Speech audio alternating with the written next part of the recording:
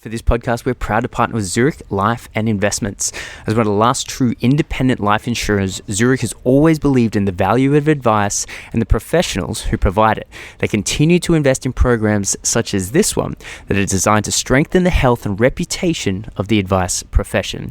They're excited about the chance to partner with us, XY Advisor, to help shape the future direction of advice and help make it more accessible to more Australians. To find out more or to check out some of the latest advisor support tools, visit the website or ask your Zurich BDM. Mr. Brian Parker, one of Sunsuper's finest. How you Good going? to be here. Not bad at all. Not bad for Friday afternoon. Yeah, there's worse places to be. Really? No, I can't do them. Oh, Is that when you go straight for the jugular. What a start. Come on. Far away. Mate, do you normally work out of Brisbane? No, I work out of Sydney. No. Okay. So all the investment guys are in Sydney. Yep. But the sort of engine room is in Brisbane, Vegas. Yeah. Right. Is that because you get better investment results in Sydney than Brisbane? Oh, definitely. Actually, I want to talk about that. So do you think in a colder climate, people make smarter, more rational, less emotional financial and investment decisions? No, I don't think so. I don't think so. And maybe not colder, but maybe in, Sydney's a financial centre. I mean, all the sort of investment, all the financial markets, most of the investment expertise is kind of based in Sydney and Melbourne. That's the reality. And what does it take for someone to have investment expertise? It's hard to say. I think a lot of patience. There's a certain amount of technical stuff you need, but patience, a sense of humility, knowing that you just do not have a monopoly on wisdom, that there are plenty of really, really smart people out there. I mean, I call it the sort of Clint Eastwood approach to investing. I mean, a man's got to know his limitations, right? Overconfidence is death. Which is why a lot of men tend to make really crap investors compared to women. There's a lot of evidence for that. Yeah. So, knowing your limitations, being aware that you do not know everything, and being aware that, the world is an uncertain place. You know less than you think you do about how the world's going to evolve from here, and that goes to overconfidence. People who make overconfident investment decisions end up stuffing up. Do you see? Do you spend much time around financial planners? Yeah, a fair bit. In my former lives, I spent a lot more. So I spend my time around other investors, but a lot of time around members, around policy committee members for corporate super plans, the odd journo, and a fair few financial advisors as well. And who do you think does financial planning well? What's the type of characteristics of a good financial planner, in your opinion? I think someone who's a therapist. I always find it, I think, the investing side of things, there are too many financial planners out there, I think, who they're kind of frustrated investors in some way. The best financial planners I've come across have been kind of professional handholders. Their job is to hold their client's hand through their financial life. The investing is actually a small part of that. Much more, I think the best financial advisors actually are behavioural analysts in a way. They manage clients' behaviours so that clients don't do dumb stuff. That's the prime function of a financial planner, I reckon. So Brian's like, just leave it to me, guys. You just go out there and talk to people. Do you think? No, that's literally the behavioural stuff is the hardest thing. Like you might generate, really great investment returns, but if the end member or if the end client ends up doing really dumb things from, say, a timing perspective, like buying into something after a whole bunch of other people have made money, or getting out after they've suffered a paper loss, those sort of really bad decisions end up pretty much destroying the impact of otherwise good investment performance. So there's a whole bunch of behavioural finance stuff which says that, the market might have delivered, say, 8 or 9% over the last 20 or 30 years, but the average investor only got 3 or 4. And it's not taxes and it's not fees, it's generally bad behaviour. People actually buying high and selling low instead of doing the opposite, or ideally instead of just sort of sitting tight. So do you think sequencing risk, that sort of any loss after the age of 55 is a major threat? I think it's a big deal. And what it means is that, look, you do not want a really big market correction ruining your retirement. That's a big, big learning from the GFC. The number of people who had their retirement plans just kind of destroyed or really badly dented by being overexposed to share markets during that period. It's kind of weird that one of the truisms of investing is that, how good your retirement ends up being sometimes depends on when you were lucky or unlucky enough to be born. You Right. know, if you just happen to retire at the wrong time, you're out of luck compared to someone who might have retired just a few years earlier or even a year later. Yep. So managing that sequencing risk, I think, is going to be is a pretty big challenge. Yes. You still want to have some exposure to growth assets, but you want to make sure if you think about it from like a pilot, you want the smoothest landing you can. Right. And I think, again, this is where good financial advice can really kick in.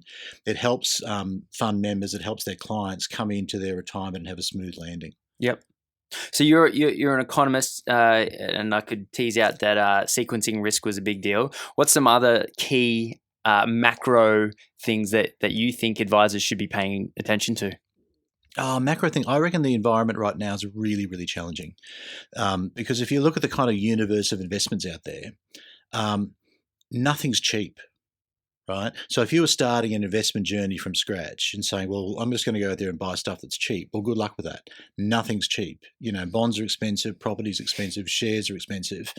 Even like 12 to 18 months ago, if we were having this conversation, if you said to me, well, what's cheap? I would have said, oh, look, there's a fair bit of value in the emerging markets, so emerging share markets. Yeah, well, that was a year and a half ago. That was like 30% ago. Well, even there, it's hard to find stuff which is cheap. So it means that you end up sort of looking and saying, well, okay, what looks relatively attractive, or at least maybe least unattractive, which is not a very satisfying position to start your investment journey in when you're just saying, it's almost like saying, look, I like the share market because it's relatively cheap compared to, say, bonds or cash or term deposits. Yeah, that's fine, but it's like being the best looking person in a room full of really ugly people, right? It's not a great endorsement. Adrian actually experiences that from time to time. Oh, I hear you, brother. I've been told I've got a great head for radio. But this is scary when you see this big video. Oh, you got a great voice for a podcast, Brian.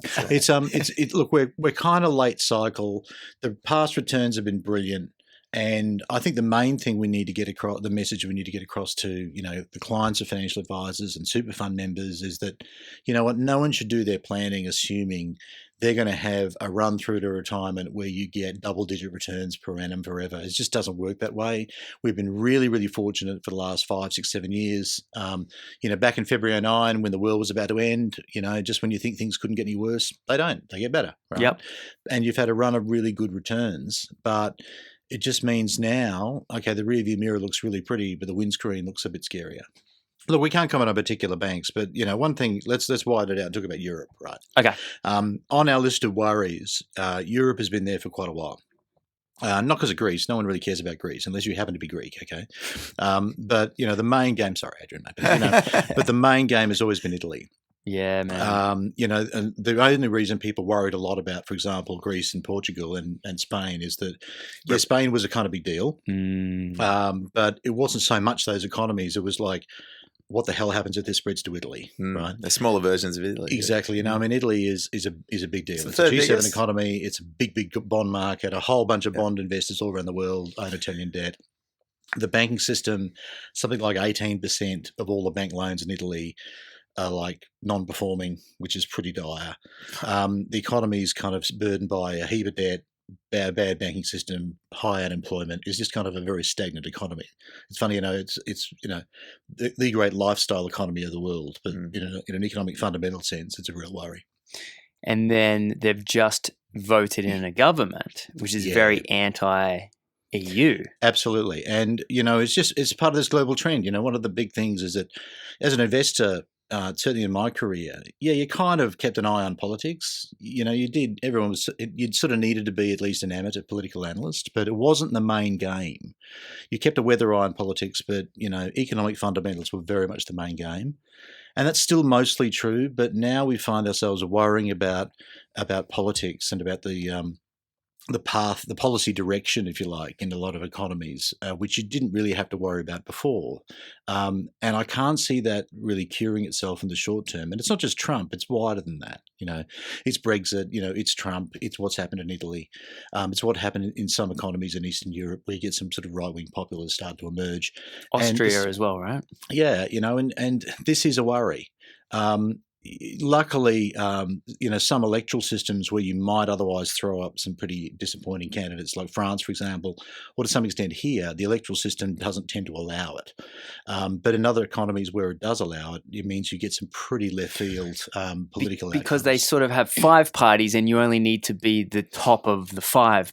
Or you might have, for example, like in our case, preferential voting system. So it's really, really hard for someone on the fringes of politics to form a government. It's pretty much impossible, right? Yeah. In France, or in any system where you've got two rounds of presidential voting, so you have a runoff between the top 2 contenders. So, for example, in France, you didn't get Marine Le Pen because she just wasn't going to be a contender in the final round because all the other parties just united kind of to make sure she lost. Right. You could argue that she came uncomfortably close to victory, but nevertheless she lost, right? Right. So politics, I think, is also something that, and there's not much you can do about it from an investment point of view. It's very, very hard to invest for the kind of volatility that politics and geopolitics throws up. But we have to keep more of an eye on political developments than perhaps we have in previous decades. Well, and I guess I was extrapolating your point just then. If these isolationist type governments get in, then they want to remove themselves from euro, and now, okay, that's now happened in Italy. Can we go through some scenarios? Oh, look, and so far the government that's been formed has kind of maybe sort of softened the stance, the sort of anti-EU stance and anti-euro stance they've had. Okay. But I don't think we're out of the woods there yet. Right. Well, let's talk about, let's theorize. Yeah, I mean, look, let's say if they leave the euro. Yeah, well, getting out of the euro is a lot harder for a country like Italy. I mean, all its debts are pretty much denominated in euro. No one's going to want to be repaid in like new lira or whatever you want to call it. But what if they call it new sweet lira? And that's not going to happen, mate. No one will fall for that crap. So at the end of the day, you go through just massive disruption in one of the major economies of Europe, and that's really dire. Leaving the EU itself, we've already, I think, seen with Brexit, the grown-ups are not in charge. And if you're going to actually try and extricate yourself from that after sort of being so enmeshed in it for decades, you really need serious grown-ups in charge, and they're just not. What's pretty clear to me from looking at Brexit and the whole thing that's happening there is that no one really has a clue how to manage this. They really are flying blind, and I can't say I'm all that optimistic about how that's going to pan out. Is it actually still happening? Yeah, it's still going to happen. Right. Now, there's all these calls now for, oh, look, we had this vote and it was close, and now if you put it to a vote again, it wouldn't get up. Well, it's all a bit late now. I'm not sure how you can actually go and say, let's have another referendum and see if we can go again. Or if you put it up, or if you get a proposal and it's rubbish and it goes to a parliamentary vote, would the majority of the House of Commons vote against it? I don't know what happens then, and I don't know how the British public responds to that. The people who are in favour of staying would be obviously pretty happy and relieved, but the Brexiteers would be furious, and it's not no one really has a clue how that sort of scenario would pan out. And the other thing too is from an investment perspective, it's important to bear in mind though. I mean, the UK, if it ends in tears, the UK is probably going to go through some short-term disruption, but as a long-term destination for investment capital, I mean, London is still going to be one of the major stock markets of the world. The economy is still going to be growing. It's still going to be a fairly advanced economy. Right. So there's still going to be investment opportunities there. So it's quite structurally sound. Yeah, I think that's right. In terms of the way it operates. Whereas you go Italy and the way they operate internally. It's not at all. So that's why you got extra sensitivity, I guess. Yeah, I think that's right. So, like for example, we just sort of invested some more money into some airports into the UK, in Birmingham and Bristol. Not a large amount. We put some money in there. And the feedback was, well, why are you doing that with Brexit and stuff? And it's like, well, yeah, in the short term, there might be some disruption, but these are assets we're not going to be holding for 2 or 3 years. We're going to be holding them for years and years and years to come, right? And so over the longer term, the way I describe it is, look, England is still going to have really crap weather. The palms are still going to want to fly. So if you own an airport, you're still going to make a quid, right? Would you invest in Elon Musk's boring company, the Hyperloop? Want to be a bit cautious there. We like to invest in assets that actually generate a profit and generate dividends, so you can actually value it a bit better. We don't really like throwing money into blue sky. We do have some money into things like startups and venture capital, but not a lot. We kind of prefer reliability of income. If you can give me a company which actually generates an income, or if you give me a property asset or an infrastructure asset where it's got an income stream attached to it, so I can work out what I'm prepared to pay for it. But so Tesla versus Ford. Well, at the moment, Ford wins hands down, I would have thought, given that, it's insanely profitable compared to Tesla. Look, Tesla may still end up being a great, great story. One thing, personal view. You've got to pay for the pleasure. You got to pay for the pleasure, but also personal view. Is lithium batteries really the long-term solution, or is like hydrogen fuel cells the long-term solution? Now, Elon Musk himself has come out and said, oh, no, hydrogen is a really dumb-ass idea. Well, you'd expect him to say that, right? He's in the battery business. Right. But, are lithium batteries really the long-term solution, or is there a proper long-term solution around sort of hydrogen fuel cells and stuff like that? I think that's an interesting – and some of the car companies are sort of doing more work in that space. At the end of the day, hydrogen is a more abundant element than lithium. There was a great thing on Top Gear a few years ago where James May is cruising around California in a Honda Clarity, and he pulls up at a hydrogen pump and fills it up, and off he goes. And the thing's got a range of 200 or 300 miles and whisper quiet, and only output is steam. Not a bad idea. That is so cool. It is a very cool. It was a great bit of footage too, right? And the car itself was pretty bad ugly, but as a piece of technology. Really, really nice. An expensive car. It was. I think per unit it was something like $900,000 each or something stupid like that. Yeah. But this is the thing: any new technology is like that, and so you need to get scale. And this is where the whole global car industry is going to have to make a massive choice over coming decades. Is that okay? What is the end game technology? Is it really battery? Or is it something more advanced again, the hydrogen fuel cell story? Well, actually, you get me thinking I don't know the answer to that. I'm just sort of waxing lyrical for I'm just thinking about technology more broadly. Like, what are you guys seeing from there's obviously a lot of disruption, a lot of efficiency coming into all segments of the economy. Every business is a technology business these days. What sort of attrition / have you guys done modeling on the attrition of jobs combined with the uptick in new jobs? How do you see that playing out? It's a really good question, and don't have a great answer. But let me just give you a few thoughts. One is that look, I do worry. I've got 2 teenagers, and I worry about what the hell they're going to do longer term for employment. For employment, exactly. And the short answer is, I have no idea what jobs are going to be around in 10, 15, 20 years' time. No one does. But you know what? 10 years ago, there was, was there a professional podcast studio manager? Was that a job? I don't know. Was a social media manager? Joe. Yeah. Did your job exist, Joe? How many jobs were there for search engine optimizers? That's a job that didn't exist. Yeah. And so who knows what kind of jobs are going to come out in the future? One thing I would say, though, is that I call it. I remember when I was at uni, the guy in the college I was at, in the block I was in, there was one art student, and there was like me doing economics. There was a couple of commerce guys, a couple of lawyers, and a couple of engineers, right? And the arts guy got sick of being picked on, so on the toilet paper dispenser, he wrote. Law, engineering, commerce, economics degrees, please take one, right? Oh. Which was his revenge, and we were like, oh, good on you, Patrick. But now I think the next... Now he serves awesome fries, though. Oh, look, exactly right. Makes a hell of a latte. Yeah.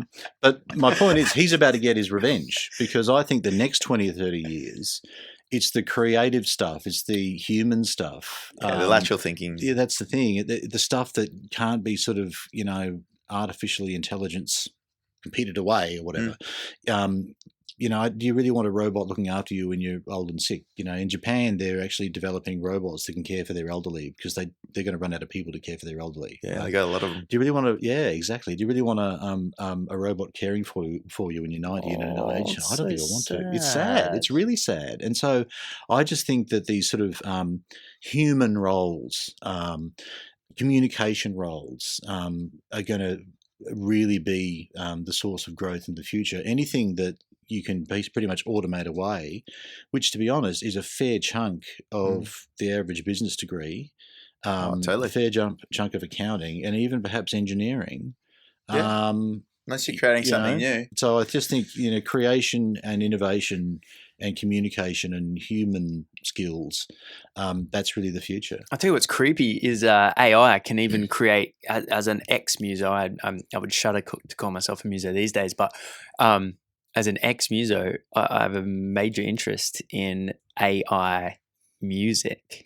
And I don't know if you guys have ever sat down and listened to these. This is the first I've heard of it. Man, it is. Is this like when you go crazy. Spotify, play me something, and it's just like, If anyone goes onto YouTube and just type in artificial intelligence symphony, there are programs out there that have just consumed so much music that they now have, from windpipe 1 and windpipe 2 through every single instrument in a orchestra down to, cymbal, right? And they write these gorgeous symphonies that have been born out of, although music truly is maths. So there is that, it's all just hertz per second. But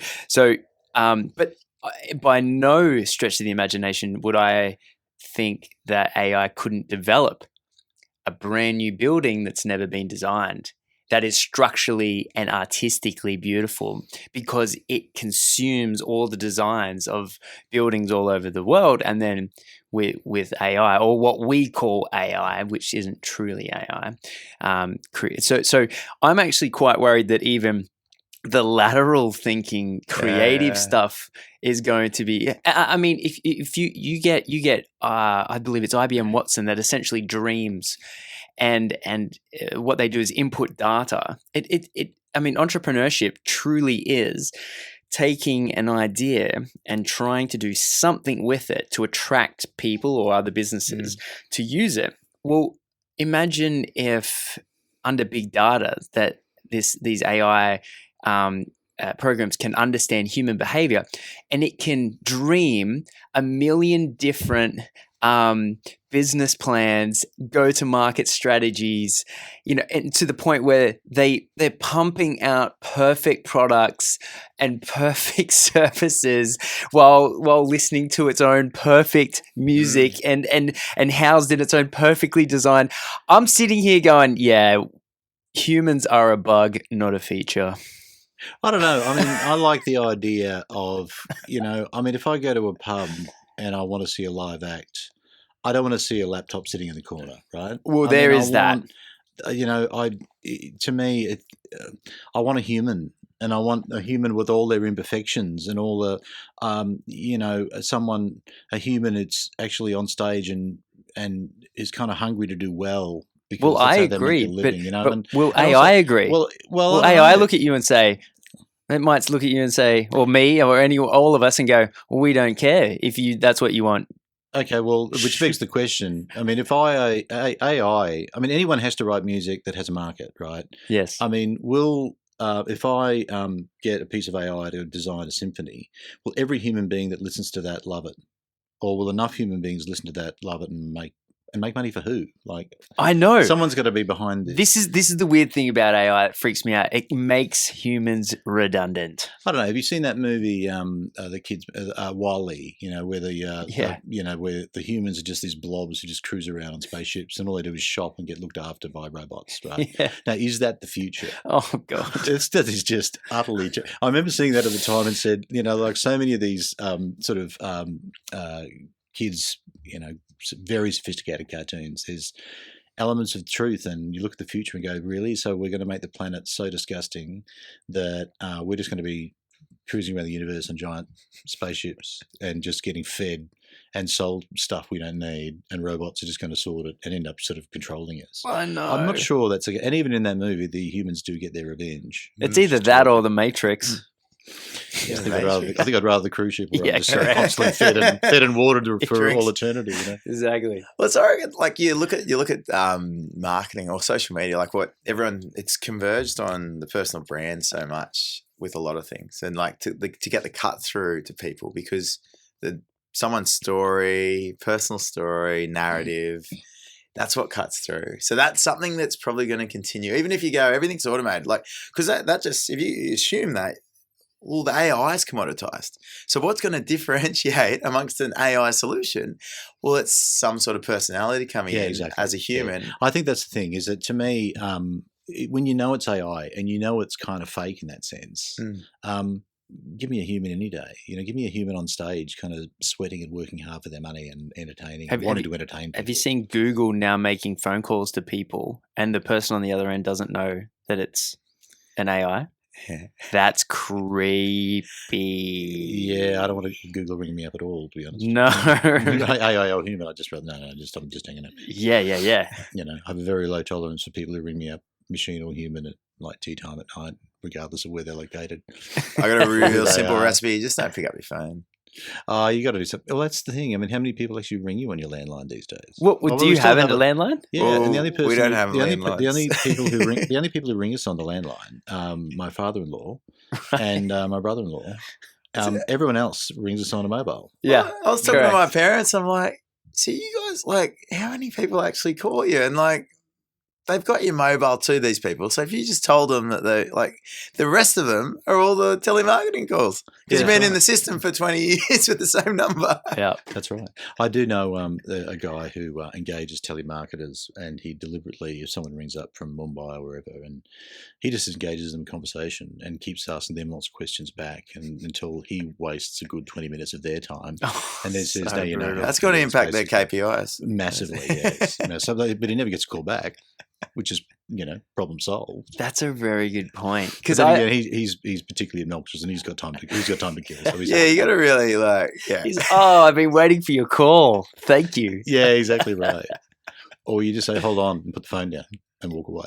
Yeah, I've done that. So out of active investing and passive investing, this sort of index, because Sun Super, I believe they've got an index option on the super fund, which is absurdly low in price. Yes. Like, we're talking a handful of basis points, or to the effect like 0.09 or something. It's pretty cheap, and the reason what we're trying to do, you can have way too many options, right? Again, go back to the way people make decisions. You want to give people enough choice so that they can do sensible things if they want to build portfolios themselves, but you don't want to have like dozens of choices because people just run a mile. Yeah. But also all the investment options we've got, and I'd argue this is, you know, should apply to everybody. Every investment choice, every investment decision you make, every investment you make has to offer value for money, right? Now, are there really good active managers out there who are genuinely good at what they do, who over time are going to actually generate enough outperformance to justify their fees? Look, they are, but A, they don't come cheap, and B, they don't grow on trees. So you've got to be really, really careful about who you select. And we still use them. So in some of our options, and certainly in our diversified options, we'll use a combination, of active and passive share. Anyone you care to share? Oh yeah, absolutely. I mean, we'll use guys like Maple Brown Abbott that have had a good track record over the longer term. You know, guys like Bailey Gifford in global equities, for example. We also use some sort of quantitative managers as well, like Arrow Street overseas, that sort of provide a bit of incremental value added at very, very low cost. So quant guys, basically. So the alternative sort of non-correlating performance. Well, they're basically trying to give a reliable alpha through time. And the way we sort of think about it is kind of from a pyramid. So the base of the pyramid is passive, very, very low cost, just to sort of anchor the return. Then you'll have like some active quantitative managers were pretty risk controlled but very, very cheap. And the top of the pyramid is like fully active, benchmark unaware. We just pick stocks we like and don't own stocks we don't like, right? And let them loose. Right? And what you end up with is, you know, a reasonably good risk-controlled value for money portfolio, where, you know, you're not just going to rely on a handful of managers to deliver, and the fees can be kept pretty low. The other thing we also like is performance fee arrangements. It sort of aligns the manager with our members. So, I mean, active managers do tend to talk themselves up. In case you haven't noticed, they're not backward in coming forward. So, you know, if you're talking to some of the returns, it's like, yeah, well, I think you're really good too. In fact, if you're prepared to back yourself, how about we pay you a base fee, which is, well, we'll keep the lights on and pay your people. And if you're really that good, then we'll write you a performance check. Woo! If you don't, well, at least you keep the lights on. Yeah, back yourself. Back yourself. And if they're prepared to, does anyone take that? Oh yeah, really. Pretty much all the active managers in the portfolio sign up for that. Wow. So it helps you keep the base fee low, and it just means that, okay, if you have to write a check for outperformance, at least you're writing it for the right reasons because they've delivered. And if you then go through a period of underperformance, they've got to make that back before the clock starts again. The watermark. Yeah, absolutely. Can any advisor sign up to take advice fees from Sun Super? Yeah, you can. So we have any advisor? I think pretty much you can register and you can register and you can get access to the portal. Is there ongoing advice fees? Yeah, we can actually do ongoing advice fees. Cool. So it's one of the only industry funds where you can log in and actually see a portfolio. Oh, I see. And you guys aren't technically an industry fund, is that right? We're a multi-industry, multi-employer fund, basically. Just an everyday man super fund. What's the difference between Sun Super and a retail super fund at this stage? Well, at the end of the day, the big difference, we don't have shareholders that need a dividend. We don't have shareholders that need a profit margin. We make enough money to keep the lights on and to reinvest in the business, and any extra beyond that gets given back to members, basically. In the form of a dividend?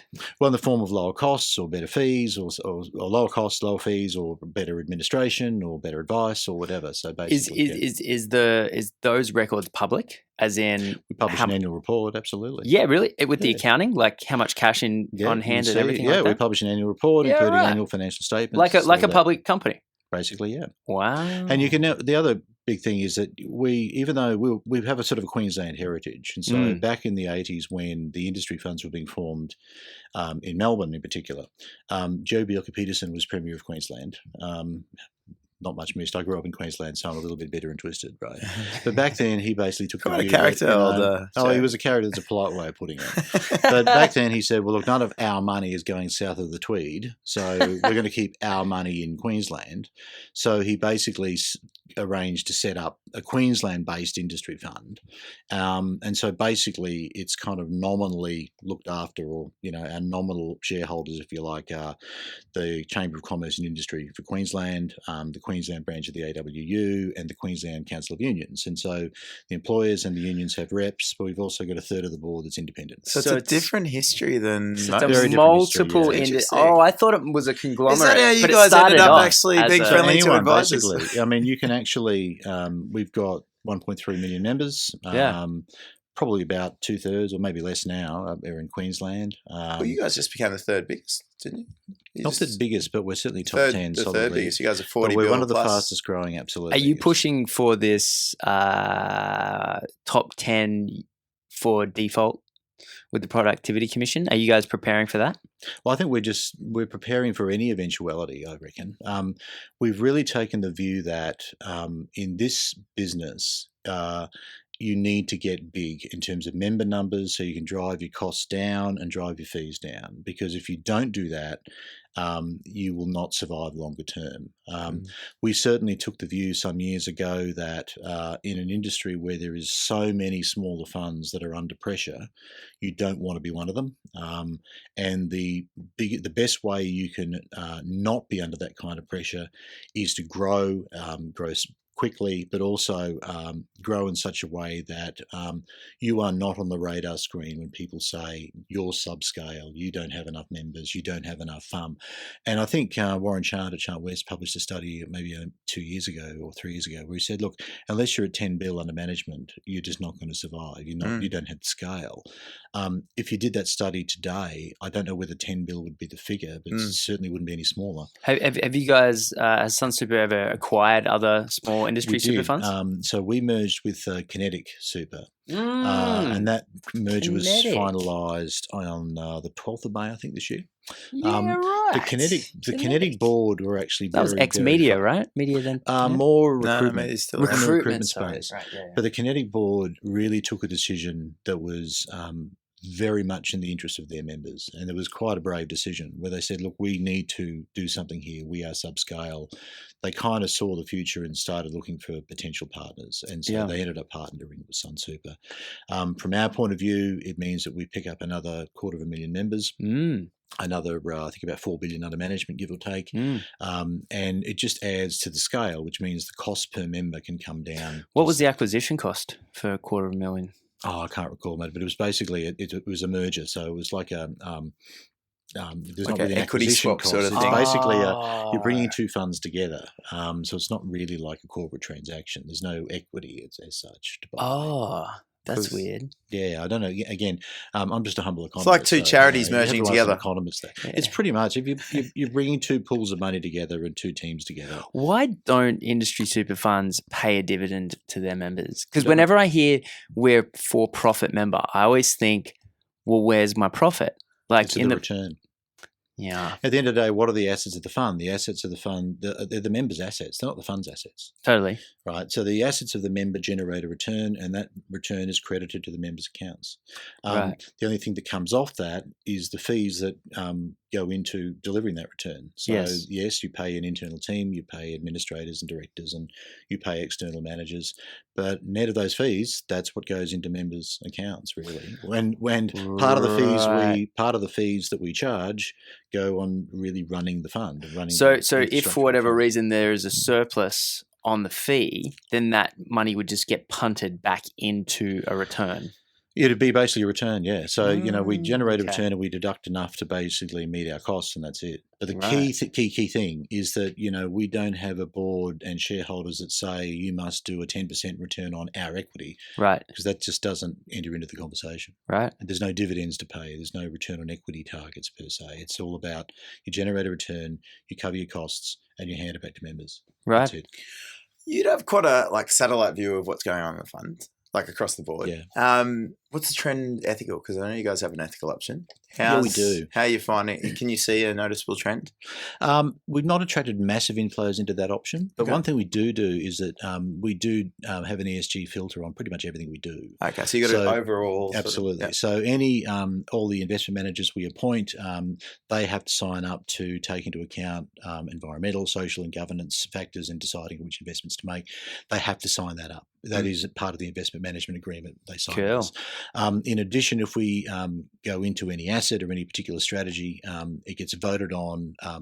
The key decision-making body in the investment team, the Investment Recommendation Committee, which is basically the Chief Investment Officer and the senior investors, including, and I sit on that committee, but who also sits on that committee is the ESG manager. So he basically has a vote on everything. But even before it gets to that, the ESG manager looks at everything. And if it doesn't sort of meet his criteria, if it doesn't stack up from an environmental, social, governance criteria, it doesn't get up. Right. We also find that, when you're talking about ESG factors, as a general rule, we have a preference to engage rather than sort of ban stuff. One of the obvious exceptions is tobacco. It's very, very hard to dress that up as anything other than a killer, right? But if we see, for example, on things like climate change, we'd much rather work with companies, for example, working with mining companies. And you look at what happened with some of the major mining companies that have actually moved to reduce thermal coal as part of their overall portfolios. And I think a big part of that has come from global investors saying, look, we've seen the future and it's not pretty. You need to be downweighting this. And so we'd much rather engage with companies in order to change behaviour and to improve governance. Because if you basically decide, no, I'm out, I'm not going to invest with you, you're losing a seat at the table, you're losing a voice. So we'd rather have a voice, we'd rather have a seat at the table than not. That's kind of the way we think about these issues. Wow. I guess with what options are coming through, are you guys going to start to look at, because I know there's, I don't know, with that much scale, you've got the ability to bring in new options. Is there anything more funky that's on I don't know. I mean, horizon? To me, because I always look at things, it's boring. It's just an industry fund sort of layout. You can pick a. Well, at the end of the day, the funky doesn't necessarily make a great investment. It's got anything has to stack up as an investment, right? And to me, if it's funky and stacks up as an investment, it doesn't need to be a standalone. It just goes into the fund. We can invest in a whole range of different things. Some of them are really boring and just, God forbid, they just make a profit and pay a dividend. How boring is that? Sometimes funky is like thoroughly unprofitable, right? So no. Hello, this. I mean, I don't want to apply. Funky is kind of nice, and people who work in marketing love funky, but investors would rather profitable over funky any day. Totally. Well, in the funky space / ESG sort of social space, impact investing, social businesses, anything around that? It's something that's on the radar. It's not something a hard market. Do a lot. It is a hard market. It's not something we sort of do a lot of. We don't sort of. It's on our radar, but we don't have anything specific in that space. But let me give you an example of one deal we did from a social impact, which was a really beautiful deal. Aged care. Okay. Now, we need currently, if you look at the Commonwealth Treasury numbers, Australia needs like a lot more aged care beds starting, well, about 5 minutes ago would be good. We desperately are short of aged care beds. Right. In Queensland, for example, some of the not-for-profit providers of aged care, and they tend to be the high-quality providers in this space, their occupancy rates of their existing facilities are well into the 90%. So they need facilities. Why would something be not-for-profit in the aged care facility? Oh, it's things like faith-based churches. groups, so, Right. Anglicare, Pres Care. And we got approached by one of our managers to say, look, because they've been talking to some of the aged care providers who tend to be, especially the faith-based ones, the religious ones, tend to be kind of asset-rich and cash-poor. So if they want to build a new facility, they go into the arms of their local bank, and the bank says, yeah, we'll lend you the money, but we want a big chunk of that money repaid quite quickly. And that puts financial pressure on the provider, which in turn gets passed on to the patient, right, and their family. The manager approached us and said, well, look, there's a Pres Care facility that they want to build in Townsville. The Pres Care people, they own the land and they've got approval to build it, and they've got a builder lined up ready to go, but they don't have the funding and they'd rather not go to their bank. And would you look at this? And we looked at it and said, well, actually, you can design a system whereby we buy the land off them. We then inject another chunk of money to build it, and you lease it back to them over a very long-term lease with so a 10 by 10 sort of arrangement. Give them that certainty. Absolutely, and we don't need to be repaid. We own the building. It was just a really nice investment because it ticked an urgent social need. We desperately need aged care facilities and new beds, but from the perspective of our members, it was a good thing to do with a nice return. So it's certainly, we're not giving up. Can you see that happening more often? I think we do. It's certainly a model we'd like to look at to do elsewhere. Because there's probably a lot of sweet spots in the market where just because of policies or like other maybe arbitrary reasons, certain capital sources don't get involved. Yeah, I mean, this is a new one. We're surprised. I think others have done a little bit, but certainly a first for us. And I think it's probably the biggest deal that's been done. But don't quote me on that. I shouldn't really say that given this is being recorded. But it's certainly we're very much an early adopter in this space, and we'd certainly look at other opportunities like that. I think there's Bill and Melinda Gates Foundation. They have, I don't know how you'd stumble upon those guys, but I know they focus on impact investing. Yeah, look, there's a lot of stuff that can be done, but one thing you've got to be wary of is that, yes, our members are happy for us to be engaged in the community and want their super fund to be engaged in the community. And we do a lot of initiatives like things like Dreams for a Better World, where we provide grants to emerging charities doing really interesting stuff, and we do, and then we do sort of an annual award where you provide a more substantial amount of money to the annual winner. Okay, so our members are certainly happy for us to do things like that, but at the end of the day, they primarily need a return. Primarily our sole purpose is to fund their retirement. We describe it as getting our members to fulfill their retirement dreams. That requires return.